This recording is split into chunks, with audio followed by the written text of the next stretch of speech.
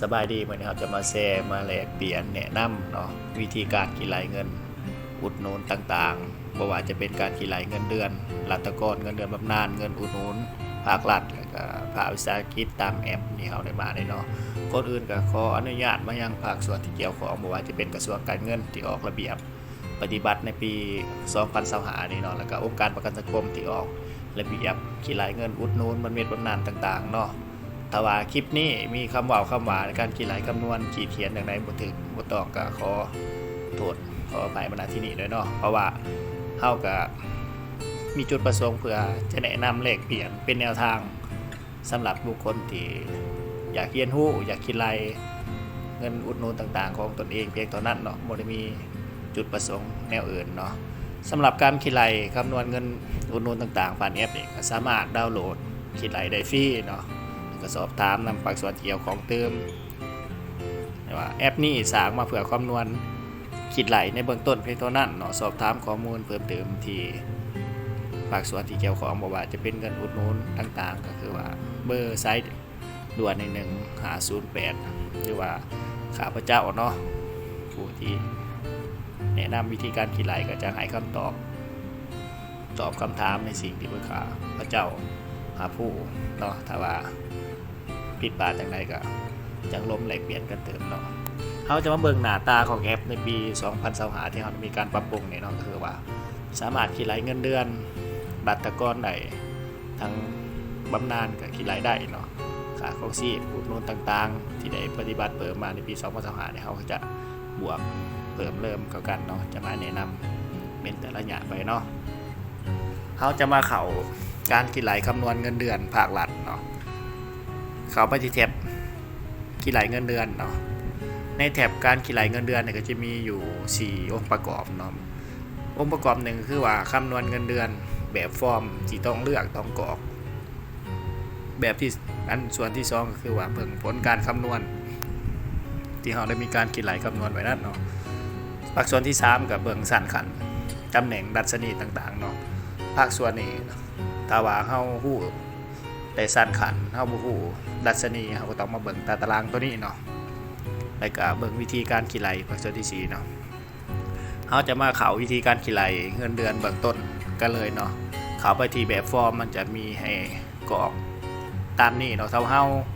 กรอกข้อมูลใส่บ่ถูกมันก็จะเห็นในการคำนวณผิดพลาดเนาะเฮาจะมาเลือกเนาะประเภทเงินเดือนก็คือเงินเดือนพนักงานราชการเนาะตัวอย่างดัชนี4/2เขาการใหม่นี่เนาะ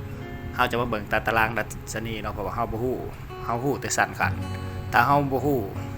สั้นขันบ่ฮู้ดัชนีเฮาก็บ่สามารถคิดไหลได้เนาะตัวนี้จำเป็นเนาะจำเป็นต้องฮู้ในการคิดไหลความรู้พื้นฐานเนาะตัวนี้นะ4/2นี่ดัชนีจะถืออยู่226เนาะเฮาก็จะมาเข้าที่แบบฟอร์มตัวเก่าเนาะตีค่าดัชนี226เนาะปีการเนี่ยยิงตามปีการของเขาที่เขาสมบูรณ์เนาะแล้วก็เริ่มนับไปเลยเนาะตัวอย่างนี้เขาจะใส่2ปีเนาะเงินตำแหน่งตามระเบียบใหม่2025นี่จะมีเงินตำแหน่งข่าวๆแบบนี้เนาะจะมาเบิ่งอยู่ตารางตัวนี้เนาะเดือนลงไปที่สุดท้ายเนาะมันจะมีเงินตำแหน่งแบบนี้เนาะตามสันขันของเขาละวิชาการนี่จะถือยุดได้อยู่200,000เนาะตำแหน่งบริหารประเภท8นี่300,000ประเภท7นี่350,000ตามตารางนี่เนาะก็ไปตรวจสอบว่าเฮาอยู่ในตำแหน่งใดวิชาการบ่ห้องหัวหน้าคะแนนเขาแหนงยังกลับมาเลื่อนเบิ่งตามจำนวนตัวนี้เนาะเมื่อเฮาฮู้แล้วเฮาก็จะมาเข้าแบบฟอร์มตัวนี้เนาะใส่ตัวอย่างเขาจะไล่ว่าวิชาการเนาะตามระเบียบ2025นี่วิชาการนี่ได้200,000ลูกเนี่ยเนาะ18ปีลงมาจะนะครับกินเงินอุดหนุนลูกเนาะถ้ามี2คนก็ใส่2มีคนหนึ่งก็ใส่คนหนึ่งเนาะเมียนี่จะนะครับเงินอุดหนุนนโยบายเมียก็ตอบว่าเมียเป็นประชาชนเหมือนพนักงานรัฐนั่นแหละเนาะจะเลือกกินทางใดทางหนึ่งแล้วเนาะใส่เนาะถ้ามีก็ใส่ครับบ่มีก็บ่ใส่เนาะชื่อตัวอย่างเนาะ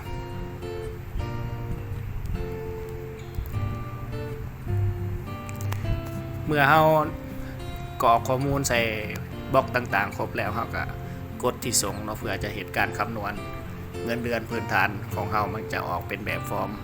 ผ่านแอป Google ไซต์เนาะสามารถคำนวณได้ทั้งโทรศัพท์แต่ก็คอมพิวเตอร์ PC เนาะตัวหนังสือหรือฟอนต์ต่างๆเนี่ยก็จะแตกต่างกันเนาะสมมติ iPhone เนี่ยก็จะเป็นฟอนต์ดอกจำปาเนาะมันจะบ่สวยงามเนาะตารางผลการคำนวณภาครัฐนี่มันจะออกมีวันเดือนปีวันที่16เนาะวันที่เฮาการขี่ไหลทดลองบางท่าดวงดีพนักงานรัฐกรดัชนี226มีการ2ปีตำแหน่ง200,000ลูกเมียเนาะหัก 8% หักอากรบวกเงินขาของชีพเนาะแต่เฮาปฏิบัติมานี่ก็จะได้อยู่400,000แล้วเนาะในปัจจุบันปี2025เนาะรวมเงินที่เราจะได้รับก็คือว่า2,350,341 กีบถึงตามการคิดไล่ตามอัตราเงินเดือนที่เราได้ทดสอบก็คือว่าจะถูกต้องตามนี้เนาะหาสามารถบันทึกเป็นรูปภาพเพื่อส่งต่อให้ไว้เนาะเก็บไว้ได้เนาะเอาบันทึกเป็นรูปภาพมันก็จะออกเป็นแบบนี้เนาะเก็บไว้ว่าปีวันเดือนปีนี้เขาเงินเดือนเขาได้สำนี้เนาะเขาจะมาแลเบิ่งเนาะแล้วก็ออกไปคืนเนาะเลยจะมาไล่เงินเดือนพนักงานบำนาญเนาะสำหรับพนักงานบำนาญเนี่ยก็เขาจำเป็นต้องรู้เนาะมีข้อตกลงเขาได้กินครับผมบำนาญนั่นแหละเนาะเพื่อ2%ข้างในจากสมัครคิดไหลได้ตัวอย่างเขาจะคิดไหลพนักงานบำนาญที่ออกบำนาญเนาะตัวอย่างเขาจะคิดไหลสั้น4/8เนาะลองเนาะ4/8จะได้อยู่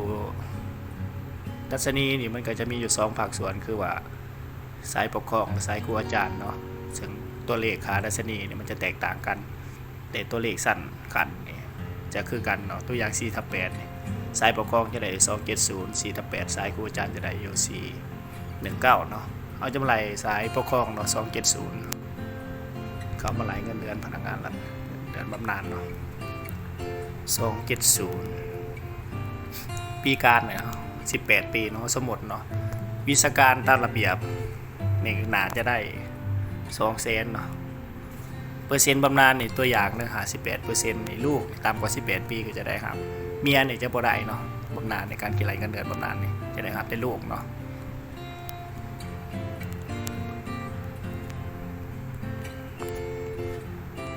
ตัวอย่างเนาะเมื่อกรอกข้อมูลแล้วก็กดส่งเนาะแอปมันก็จะคำนวณให้15 วินาทีเนาะเพื่อมันจะมีการดึงข้อมูลมาจากฐานข้อมูลของเรามาคำนวณคิดไหลเนาะข้อมูลเก่าๆที่เราได้คำนวณไปก่อนหน้านี้เนาะเมื่อเรามีการบันทึกใหม่ข้อมูลเก่ามันจะหายไปเนาะเหลือไว้ในข้อมูลใหม่มันก็จะมาแบบนี้เนาะถ้าเอาศักดิ์สิทธิ์เงินเดือนพนักงานบำนาญดัชนี270ปีการ18 ปีเงินตำแหน่ง200,000ลูก1คนเปอร์เซ็นต์บำนาญ 85% นี่เพิ่มเงินอุดหนุนปีการตามระเบียบ2025และเงินขา24ใหม่เนาะเงินลูกใหม่จะได้อยู่2,538,000ตัวนี้ลองไปคิดไล่เบิ่งเนาะถ้าว่ามีการผิดพลาดบ่ถูกต้องจังได๋ก็สามารถคอมเมนต์มาได้เนาะแล้วข้าพเจ้าจะให้ภาคส่วนที่เกี่ยวข้องคิดไล่ให้เบิ่งเนาะว่ามันจะมีความผิดอย่างจังได๋เนาะแต่ว่าข้อมูลอันนี้นี่มันมีความถูกต้องสูงเนาะเพราะว่าเราได้ทดสอบคำนวณกี่ไหลมาหลายพอสมควรแล้วเนาะก็สามารถบันทึกเก็บไว้ได้เนาะตัวนี้เนาะสำหรับการกี่ไหลเงินเดือนว่าจะเป็นเงินเดือนรัฐกรเงินเดือนบำนาญนี่สิ่งหลักๆที่เราจะรู้ก็คือว่า1นี่ดัชนีเนาะสั้นขันนั่นแหละมาเทียบใส่ดัชนีเขาถือตัวใดเอาจงหู้เนาะแล้วก็มาเบิ่งปีการเนาะปีการทั้งหมดที่เขาได้เข้ามาเนี่ยจำนวนปีการเขาถือตัวใดแล้วก็เงินตำแหน่งเนาะแล้วก็ลูกเมีย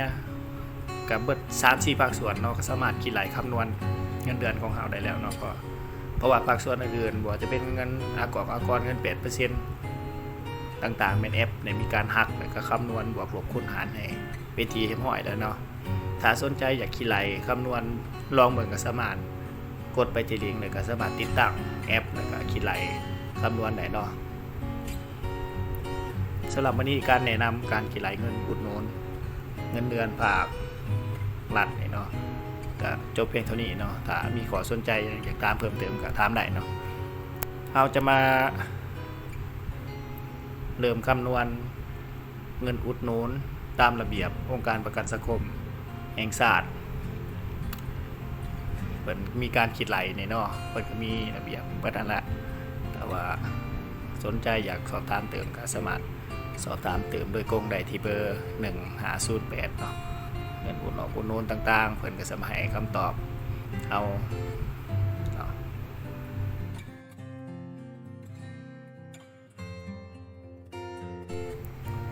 เราจะมาแนะนำวิธีการคิดไหลเงินอุดหนุนตามระเบียบประกันสังคมภาครัฐเนาะองค์ประกอบก็จะมีอยู่4ภาคส่วนหลักคือกันเนาะเพราะว่าส่วนที่1ก็คือแบบฟอร์มในการคำนวณเบิ่งตัวที่2นี่ผลการคำนวณที่3นี่ตารางสันขันดัชนีเป็นพื้นฐานในการอ้างอิงสันขันเนาะถ้าเราบ่ฮู้ดัชนีก็สามารถเบิ่งตารางตัวนี้ได้ตัวที่4ก็วิธีการคิดไหลเบื้องต้นเนาะเราจะเขียนให้เขาเบื้องที่แบบฟอร์มการคำนวณเนาะแบบฟอร์มคำนวณก็จะเลือกประเภทในการคำนวณก็มีหลายอุดหนุนพอสมควรเนาะในการคิดไหลผ่านแอปนี้เนาะเขาจะมายกตัวอย่างในการคิดไหลเงินบำเหน็จออกการเนาะเงินบำเหน็จออกการนี่สิ่งที่ต้องรู้ก็คือว่าต้องรู้สั้นขันปีการเงินนาทีตำแหน่ง3ภาคส่วนนี่สำคัญเนาะถ้าว่าเขารู้ในการคิดไหลมันก็จะมีความแม่นยำถูกต้องเนาะแต่ว่าเขาใส่เงินสั้นขันตำแหน่งปีการบ่ถือการคำนวณมันก็จะผิดพลาดเนาะเขาจะมาเริ่มคำนวณเนาะตัวอย่างเขาคำนวณนี่เขาจะเอา4/8เนาะเป็นตัวอย่างคือว่าดัชนีนี่270เนาะ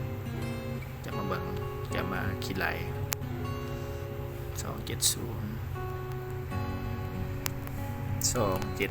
เนาะปีการในตัวอย่างคือบำเหน็จออกการ15ปีเนาะเงินนาทีนี่ตามระเบียบ2025ถ้ามีการหัก 8% หนาจะมีการคิดไหลเงินตำแหน่งนาทีใหม่เนาะตัวนี้เพราะว่าเราก็ยังบ่ได้สอบถามรายละเอียดเติมเนาะในการปฏิบัติเงินนาทีองค์การประกันสังคมมันจะไหลเพิ่มตามระเบียบใหม่2025นี้ได้บ่เฮาก็รอคิดไหลเบิ่งเนาะสมมุติเนาะท่านเมื่อเฮากรอกค่าดัชนีปีการเงินตำแหน่งครบแล้วเฮาก็กดส่งเลยเนาะรอถ่า15วินาทีในการดึงข้อมูลมาแสดงผลผ่านหน้าเว็บนี่เนาะในการคิดไหลเงินบำเหน็จบำนาญบำเหน็จออกการตัวอย่างตามตัวอย่างนี้เนาะก็เป็นการแนะนำแชร์วิธีการแลกเปลี่ยนสำหรับผู้ที่มีความสนใจอยากจะรู้วิธีการคิดไหลตามระเบียบสิทธิของเฮาเป็นผู้ประกันตนเนาะภาครัฐนี่ก็มีญาติพี่น้องออกละออกการบำเหน็จนี่เฮาคิดไหลเบิ่งคร่าวๆมันจะได้เท่าใดก็สามารถคิดไหลคำนวณเป็นเบื้องต้นได้เนาะเพราะว่าอันนี้การคิดไหลคำนวณเฮาก็อิงตามวิธีการแบบแผนการคิดไหลขององค์การประกันสังคมเหมือนได้มีการจัดตั้งปฏิบัติคิดไหลตามระเบียบแบบนี้เนาะเงินที่ได้รับถ้ามีดัชนี270ปีการ15ปีตำแหน่ง 200,000 เนี่ยเนาะเงินปีการรวมเงินก่อนหักเดือนที่ได้รับอีก 1.5 เป็นตามระเบียบเนาะเงินที่ได้รับทั้งหมดก็ถืออยู่51ล้าน963เพราะว่าถ้าเฮาไหลเงินตำแหน่ง 200,000 เนี่ยมันจะเป็นการคิดไหล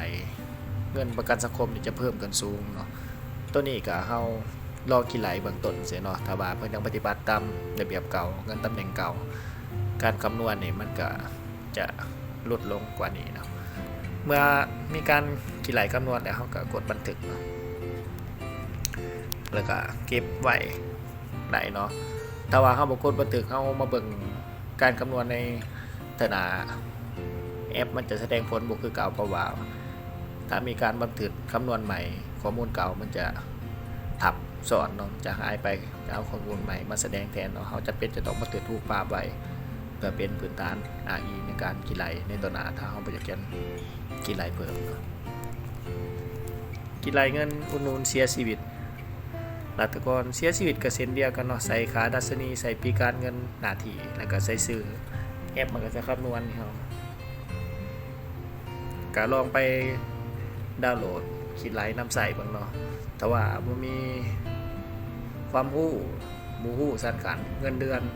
ต่างๆเฮาก็บ่สามารถคิดรายผ่านแอปนี้ได้เพราะเฮาต้องมีความรู้ในระดับหนึ่งเนาะ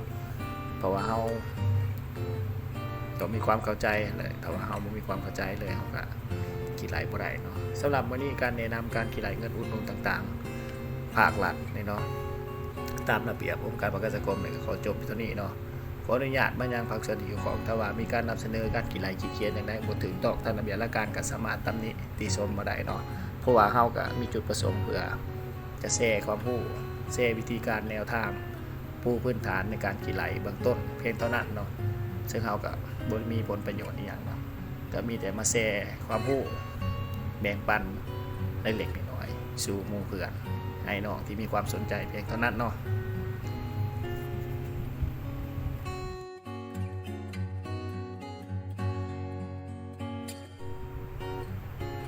มื้อนี้เราจะมาต่อวิธีการคำนวณเงินอุดหนุนอปสภาควิสาหกิจเนาะแท็บในการคำนวณนี่เนาะก็จะคล้ายกับแท็บคำนวณภาครัฐเนาะสังเกตก็คือว่าจะมี4ตัวเลือกเนาะตัวเลือกที่1ก็คือว่าแท็บข้อมูลเนาะแบบฟอร์มที่ต้องคำนวณแท็บที่2ก็กวดเบิ่งข้อมูลที่ได้คำนวณไปแล้วเนาะที่3ก็กวดเบิ่งข้อมูลผู้นำใส่บัตรเกิดสิทธิ์ที่4ก็วิธีการคิดรายเบื้องต้นเนาะเราจะมาเข้าหัวข้อที่1ก็คือว่าการคิดรายเงินอุดหนุนมันก็จะลิงก์มาที่หน้าแบบฟอร์มเนาะในหน้าแบบฟอร์มนี่เลือกประเภทอุดหนุนเนี่ยก็จะมีอยู่หลักๆอยู่หาอุดหนุนเนาะอุดหนุนป่วยการอุดหนุนบำเหน็จเกิดลูกอุดหนุนเกิดลูกบำเหน็จออกการและเสียชีวิตเขาจะมายกตัวอย่างบำเหน็จเกิดลูกเนาะบำเหน็จเกิดลูกนี่จะได้เทื่อเดียวคือว่าได้ 60% เนาะตัวนี้จะเหมาะสำหรับผู้ประกันตนเพศชายเนาะเพศหญิงนี่ก็จะได้ครับ 60% ก็ต้องบอกว่าลูกเนาะเขาจะมาไล่บำเหน็จเกิดลูกเนาะเงินสมทบผู้ประกันตนตามประเภทอุดหนุนตามเพดานเงินเดือนที่ได้กำหนดตัวอย่างผู้ประกันตนสมัครใจเนาะตามระเบียบประกันสังคมนี่เนาะก็คือว่าเพดานเงินเดือนเริ่มแต่1,600,000หา2,700,000ให้มีตารางให้เลือกเนาะเขาจะเลือกช่วงระยะเพดานสำใดเขาก็จะเอาเพดานตัวนั้นมาเป็นพื้นฐานในการคิดรายซึ่งระเบียบในการคิดรายเงินบำเหน็จกับลูกก็คือว่าจะเอาเงินเดือน6 เดือนสุดท้ายที่ได้ถอนประกันสังคมมาคิดรายขอเงินเกิดลูกเนาะเมื่อได้รับเงินอุดหนุนเนาะก็จะเป็นแนวนั้นเนาะเราจะมาแนะนำวิธีการคิดรายเฉพาะผู้ประกันตนสมัครใจเนาะในการเขาจะมาเบิ่งวิธีการคิดรายเนาะตัวอย่างนี้ก็คือว่าเขาเลือกเพดานเงินเดือนนี่2,700,000คูณ6นี่จะได้อยู่16,200,000เนาะ16,200,000สัมพอสมัครใจด้วยวิสาหกิจก็จะเริ่มขันเพดานต่างกันก็คือว่า1,600,000 4,500,000เนาะภาควิสาหกิจจะมีช่วงอายุในการเลือกเพดานก็คือว่า2 ปีมาต่อสัญญาเท่านั้นเนาะสามารถปรับเปลี่ยนเพดานให้ต่ำลงหรือสูงขึ้นได้เนาะเขาจะเบิ่งวิธีการคิดรายจำนวนลูกเนาะถ้าเกิดลูกแพทย์3 4 5 คนก็ใส่5 คนเนาะอันนี้เกิด1 คนใส่1 คนเนาะพิมพ์สื่อเนาะกดส่งเนาะรอถ่าแอปคำนวณดึงข้อมูลเนาะถ้าว่าแอปมันยังบอกดึงข้อมูลตัวใหม่มาเขาก็จะรอถ่าเพราะว่าเขาเขียนในแพลตฟอร์มฟรีเนาะหน้าตาผลการคำนวณในวันเดือนปีเดือน2/2025ผู้รับอุดหนุนในข่าวทองดีเหนือในบำเหน็จเกิดลูกเงินสมทบ6 เดือนสุดท้าย6 เดือนสุดท้ายบวกรวมกันก็จะได้อยู่16,200,000เนาะ1 ลูก 1 คนเงินที่ได้รับ1,620,000เนาะถ้าว่าเราใส่ข้อมูลตามแบบฟอร์มตามแอปนี่ได้ถูกต้องเนาะเงินอุดหนุนเราก็จะได้ถูกต้องเนาะเพราะว่าเราอิงตามระเบียบขององค์การประกันสังคมวางไว้เนาะสามารถบันทึกเป็นรูปภาพส่งต่อให้หมู่เพื่อนได้เนาะบันทึกเก็บไว้ก็ได้เป็นเงินอุดหนุนมันจะออกเป็นแบบนี้เนาะรูปภาพแบบนี้เนาะก็สำเร็จเนาะเราจะมาเบิ่ง วิธีที่2การคิดไหลเงินอุดหนุนเกิดลูกเฉพาะผู้ประกันตนเพศหญิงที่ได้รับสิทธิ์รับอุดหนุนตามเงื่อนไขเนาะบ่ผิดระเบียบบ่ผิดเงื่อนไขจะได้รับเงินอุดหนุนเกิดลูกเป็นรายเดือนคือว่า3เดือนประกันสังคมจะจ่ายให้เป็นรายเดือน3เดือนเดือน1เดือน2เดือน3ไปจังซั่นเนาะเฮาจะเอาเงินตัวเก่าเนาะระเบียบก็แบบเดียวกันเลยก็คือว่าเงิน6เดือนสุดท้ายมาคิดไหลเนาะตัวนี้ก็เอา6เดือนสุดท้ายของเพดาน2,700,000จะได้อยู่16,200,000เนาะเอามาคิดไหลเดือนที่1เนาะใส่เดือนที่1เนาะลูกถ้ามีลูกแฝดก็ใส่แบบเดียวกันเนาะระเบียบ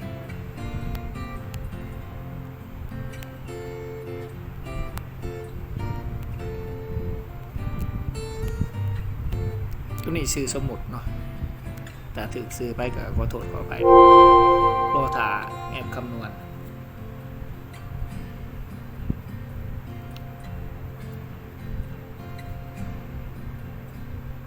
หน้าตาการคำนวณมันก็จะออกมาแบบนี้เนาะ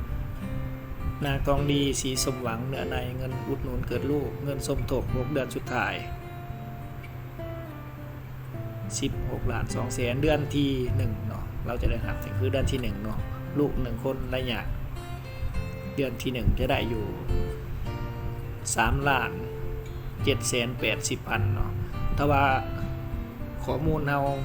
ถูกตามแบบฟอร์มเที่ยวกรอกมันก็จะคิดคำนวณคิดไหลมาในถูกต้องตามระเบียบเนาะเพราะว่าเราได้มีการตรวจสอบทดลองมาแล้วเนาะสามารถนำเป็นบอร์ดอิงในการคิดไหลเบื้องต้นได้เนาะตัวนี้เนาะคือว่าการคำนวณสำเร็จเนาะเดือนที่2ที่3ก็ใส่เส้นเดียวกันเนาะแต่ต้องการอยากคำนวณเดือนที่2ก็ใส่2เนาะจำนวนเงินมันจะออกแตกต่างกันเนาะนี่แต่ว่าใส่เดือนที่2เดือน2ลูก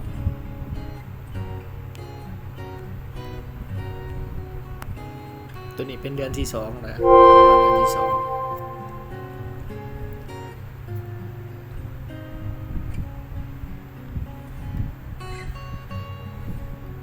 ถ้าว่าแอปมันคำนวณรีเพทช้าเขาก็จะกดรีเพทใหม่เนาะ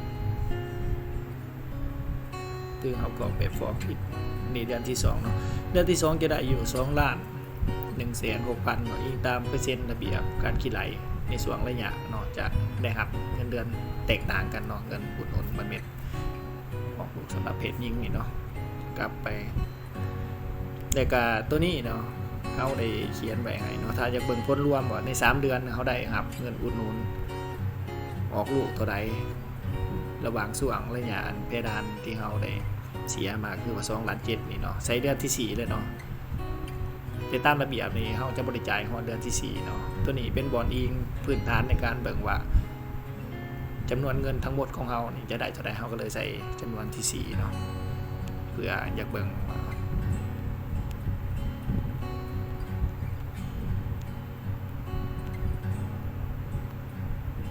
กดส่งเนาะ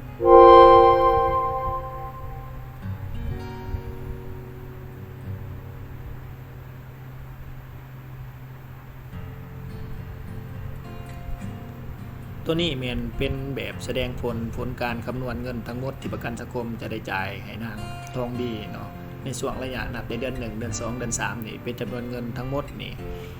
9,180,000เนาะตามระเบียบประจำปี2025นี้นะเดือนมังกรนี่เนาะยังมีการเปลี่ยนแปลงนี่เนาะจะได้ครับซ้ำนี่เนาะอันนี้เป็นข้อมูลพื้นฐานในการคิดไหลคร่าวๆเนาะแต่รายละเอียดข้อมูลถูกต้องครบถ้วนอันนี้ก็พัวพันกับพนักงานประกันสังคมผู้ที่รับผิดชอบโดยตรงเนาะอันนี้ก็เป็นพื้นฐานในการคิดไหลสำหรับการคิดไหลเงินอุดหนุนเกิดลูกเพศหญิงก็จะมีเพียงสำนี้เนาะบำเหน็จออกการนี่ก็เส้นเดียวกันตัวนี้เหมือนจะมีความละเอียดหน่อยหนึ่งเนาะบำเหน็จออกการนี่เขาจะเว้าเล่าสู่ฟังซะเนาะตามระเบียบประกันสังคมนี่จะเอาเงินเดือน60เดือนสุดท้ายที่ถอกเขาประกันสังคมมาเป็นพื้นฐานในการคิดไหลบวกรวมกันเนาะซึ่งข้อมูล60เดือนสุดท้ายนี่ถ้าเป็นพนักงานบริษัทเนี่ยจะเอาลิสต์เงินเดือนแต่ละเดือนนะเนาะ มาบวกรวมกันก็อาจจะยุ่งยากตัวนี้นี่มีแต่ไปหาพนักงานประกันสังคมก็จะมีลิสต์เงินเดือนให้เฮาเนาะลิสต์เงินเสียประกันสังคมให้เฮาจึงจะมีความไหลได้ถูกต้องเนาะคันว่าเฮาใส่เงินตัวนี้บ่ถูกต้องมันก็บ่ถูกเนาะเพราะว่าจำนวนเงิน60เดือนสุดท้ายมาบวกรวมกันมันก็จะเป็นจำนวนหลายแล้วก็ใส่เดือนทั้งหมดที่เฮาได้เข้าเป็น30ประกันสังคมเพื่อคำนวณเนาะมันจะออกมาตัวนี้เนาะตัวนี้อาจจะยุ่งยากแน่เนาะตัวนี้ถ้ามีความเข้าใจลึกซึ้งกันจะคิดไหลเป็นคำนวณถูกเนาะเฉพาะเงินเสียชีวิตภาควิสาหกิจนี่ก็อิงตามระเบียบของเงินอุดหนุนบำเหน็จเกิดลูกเส้นเดียวกันก็คือว่าเอาเงิน6เดือนสุดท้ายเป็นพื้นฐานในการคิดไหลเนาะตัวอย่าง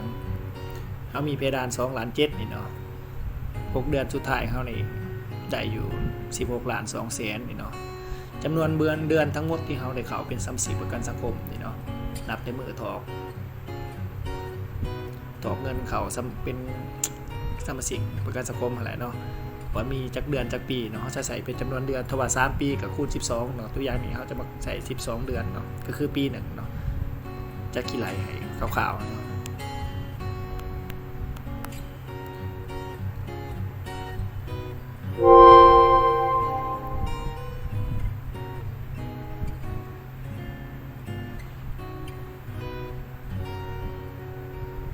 ผลการคำนวณหรือเปลี่ยนในเนาะเป็นปกติมันเป็นภาคหลังเนาะเดี๋ยวเราจะไปอัปเดตใหม่ประจำวันที่12 เดือน 2 ปี 2025ผู้ที่ได้รับเงินอุดหนุนเท่าดำดีเนาะเนื้อในเงินเสียชีวิตเนาะเงินสมทบ6เดือนสุดท้ายก็คือว่าเพดาน2.7 ล้านนะเนาะเงินเดือนทั้งหมดที่เขาเป็นสมาชิกประกันสังคม12เดือนเนาะเงินทั้งหมดที่เราจะได้รับก็คือว่าถึง40.5 ล้านเนาะอีกตามระเบียบประกันสังคมตามว่าเฮาได้ใส่ข้อมูลตามนี้ผลการคิดไหลก็จะออกมาซ้ำนี้เนาะสำหรับวันนี้การแนะนำวิธีการคิดไหลเงินอุดหนุนตามระเบียบประกันสังคมผ่านแอปนี่ก็จะขอจบเพียงเท่านี้เนาะถ้ามีคำว่ายังบ่ถูกต้องสอดคล้องผิดตามระเบียบหลักการจังใดก็สามารถตำหนิติชมส่งข่าวตักเตือนกันได้เนาะขอขอบใจ